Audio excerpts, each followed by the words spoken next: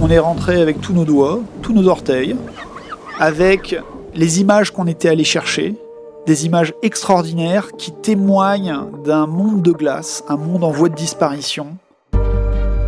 Au moment où Guillain, Emmanuel et leur équipe traversaient l'épaisse couche de glace pour accéder au monde merveilleux qu'offre l'océan Arctique, la suite d'Under the Pole s'écrivait déjà.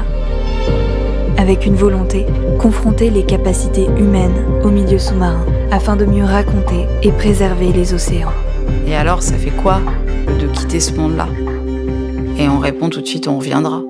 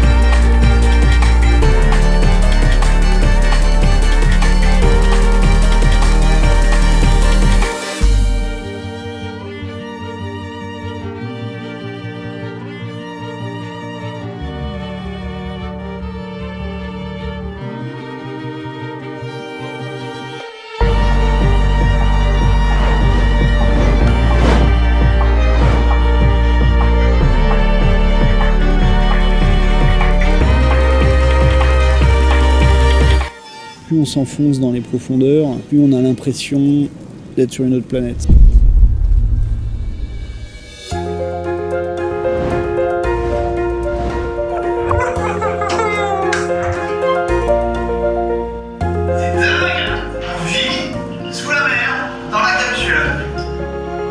Notre regard, il a beaucoup évolué depuis 12 ans. Plus que jamais, il faut mettre des moyens et de l'énergie dans l'exploration scientifique. Que c'est porteur d'espoir, c'est porteur d'avenir. On a besoin de mieux connaître les océans. J'espère qu'on va trouver des gens pour nous accompagner et nous suivre dans ces missions-là sur le long terme. C'est l'échantillon le plus profond qui ait jamais été récolté dans le monde. C'est extraordinaire.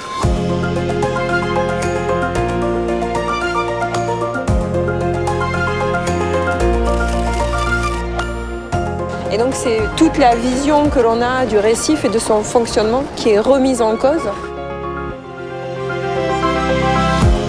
C'est aussi la finalité de ce qu'on fait à Under the Pole, la sensibilisation.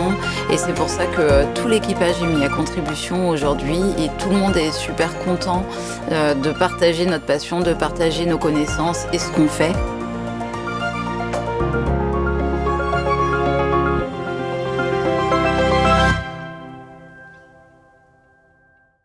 Deep Life, c'est un programme de 10 ans qui s'inscrit dans la décennie des océans. On va étudier dans le monde entier les écosystèmes profonds à travers la thématique des forêts marines.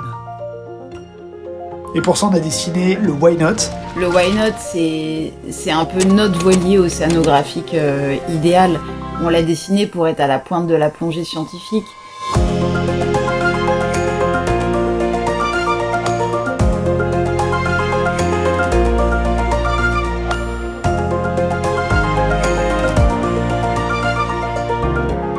À quoi ça sert ? En fait, ces écosystèmes profonds, ces mondes sous-marins, ces oasis, elles sont restées pendant longtemps dans l'ombre. Et aujourd'hui, on sait qu'on a besoin de mieux les connaître, de les découvrir pour leur conservation.